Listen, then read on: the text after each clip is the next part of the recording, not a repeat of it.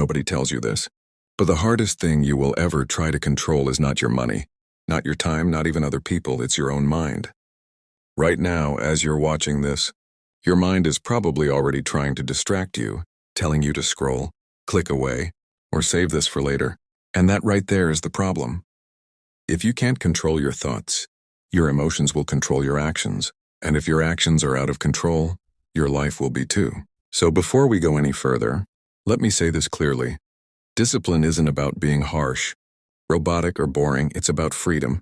Real freedom. The kind where you don't feel trapped by your impulses, your laziness, your excuses, or your past.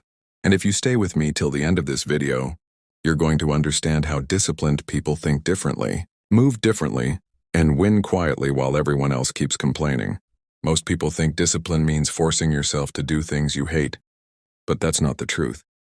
Discipline is about doing what needs to be done even when your feelings are throwing a tantrum. Your mind is like a wild horse, powerful, fast, and dangerous if you don't train it. Left unchecked, it will run straight toward comfort, instant pleasure, and easy dopamine hits.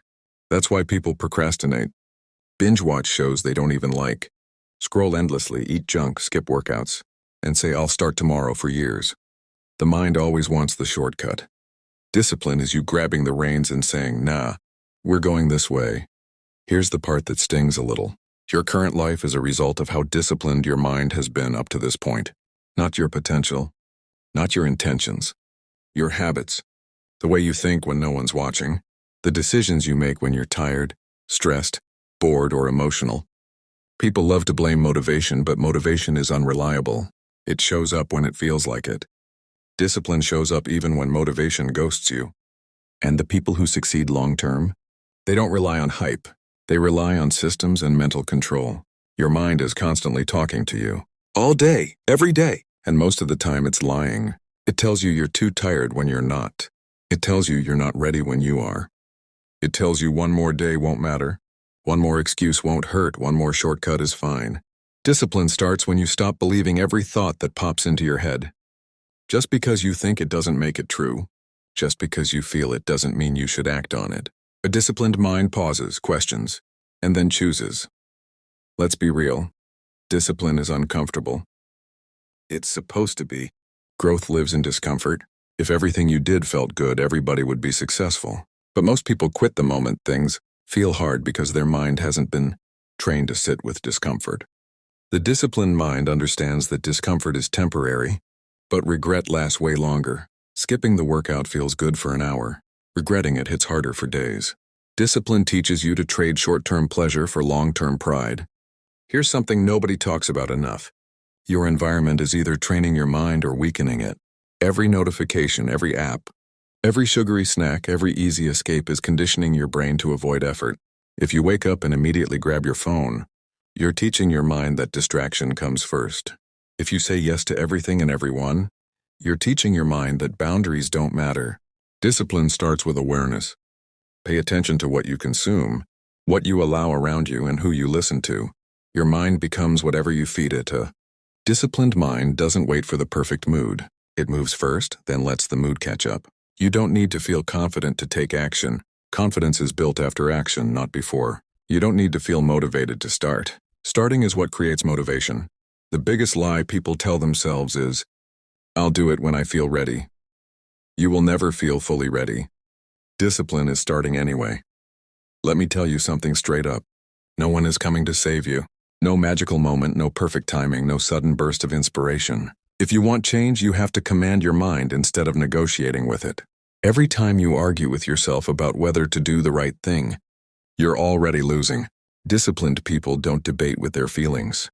They decide once and execute repeatedly. Your mind loves patterns. Whatever you repeat, it strengthens. If you repeat excuses, your mind gets better at excuses. If you repeat discipline, your mind gets stronger. At first, discipline feels heavy, like lifting weights you're not used to. But over time, it becomes your default. What once felt hard becomes normal. What once felt impossible becomes automatic. That's how habits are built. Not through motivation, but through repetition and mental control. Here's where most people mess up. They try to overhaul their entire life overnight. That's not discipline, that's chaos. Discipline is built in small, boring, consistent actions. waking up on time, doing the task you've been avoiding, finishing what you start, keeping promises to yourself. Every small win is a vote for the person you're becoming. Stack enough of those votes and your identity changes. A disciplined mind doesn't chase pleasure. It chases progress. Pleasure is cheap. Progress is priceless. Pleasure fades fast. Progress compounds. When you train your mind to value progress over comfort, everything shifts. You stop asking, "What do I feel like doing?" and start asking, "What moves me forward?" That question alone can change your entire life. Let's talk about self-talk for a second because this is huge. The way you talk to yourself matters more than what anyone else says to you. If your internal voice is negative, weak, and doubtful, discipline will always feel impossible. You don't need to hype yourself up. You need to speak to yourself with authority. Like a coach, like a leader. When your mind says, "I don't want to," you respond with, "I didn't ask." That's not being mean to yourself, that's being in charge.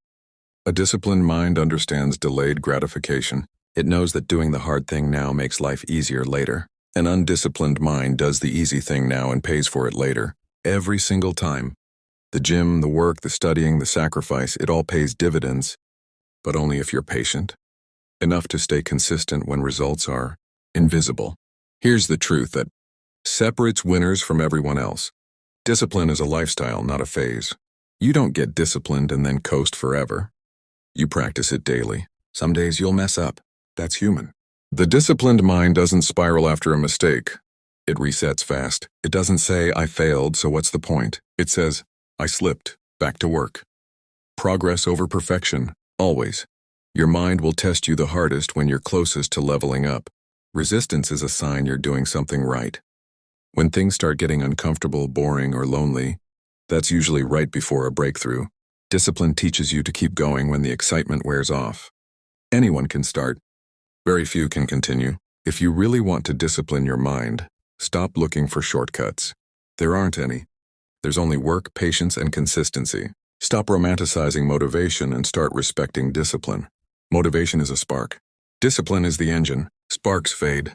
Engines keep running. At some point, you have to decide what matters more. Your excuses or your results. Your comfort or your growth. Your old habits or your future self. Discipline is a choice you make daily, sometimes hourly. And every time you choose discipline, you're telling your mind who's in control. So here's the challenge. The next time your mind tells you to quit, delay, or distract yourself, pause. Take a breath. And do the opposite. Train your mind like your life depends on it, because in many ways it does. Discipline your mind and everything else will follow.